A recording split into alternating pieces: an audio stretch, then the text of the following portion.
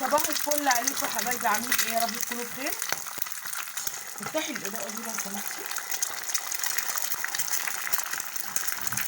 يعني حبينا نعمل فطار سريع معاكم كده، وهقول لكم على حاجه جميله قوي. انت ممكن تعملي البيض بالخضار الصبح. طبعا بصوا، انا عايزه اقول لكم ان هي بتحبوا كده، بتحب تعمل البيض كده منفوش. بس انا عايزه اقول لكم حاجه، انت ممكن تعملي بيض بالخضار الصبح.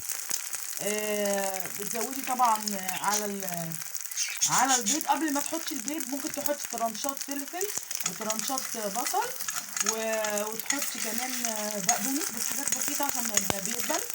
بس اخر حاجه هتحطيها بقدونس عشان يبقى ايه، ما يبقاش دبلان يعني. ده بيض منكوش كده، هي بتحبه كده في السندوتش من غير اي خضار، لان هتاخد معاه خيار وكده. تعالوا بقى اوريكم ايه كمان هنفطر ايه النهارده. طبعا حمرنا بطاطس اهوت عشان هي بتحب في البطاطس محمره في اللانش بوكس بتاعها. قطعنا كده جبنه على ببقدونس، وجبنه قريش بقدونس وطماطم، وبرده كل ده هيتلخبط مع بعض ويتحط في العيش، سواء عيش بلدي او عيش فينو. بس انا بفضل والله تاكلوهم عيش بلدي. يعني العيش الفينو بينفخ بس الولاد وبيزود وزنهم. العيش البلدي حلو، الرده اللي فيه خصوصا الاسمر بيبقى حلو جدا، والرده اللي فيه بتبقى حلوه مفيده للمعده، تخليهم ياكلوا وهم مبسوطين، وفي نفس الوقت صحي وخفيف على المعده.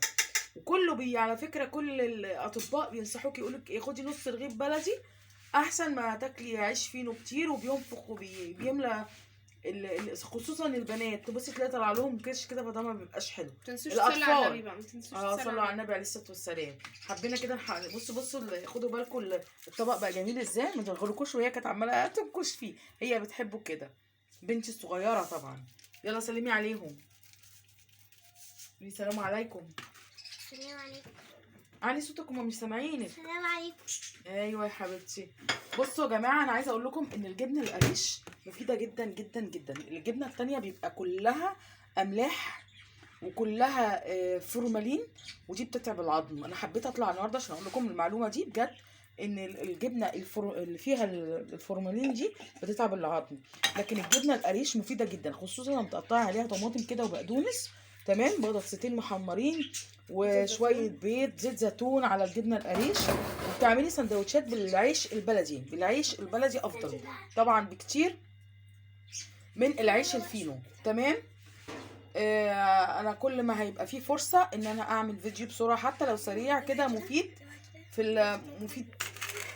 فيديو سريع كده مفيد بجد. يعني حطي زيت زيتون، لان زيت الزيتون مفيد جدا. انا بستعمل زيت زيتون اسمه، هقول لك اسمه دلوقتي. هو زيت الزيتون اللي احنا جبناه اخر مره اسمه ايه؟ اوليفيا.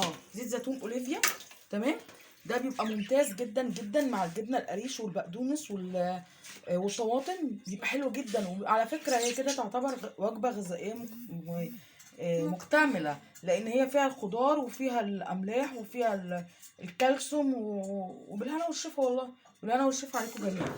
طبعا انا استنوني بقى الفيديو اللي جاي ان شاء الله، هقول لك برده معلومات حلوه قوي لللانش بوكس بتاع الاطفال. شكرا ليكم والسلام عليكم ورحمه الله وبركاته.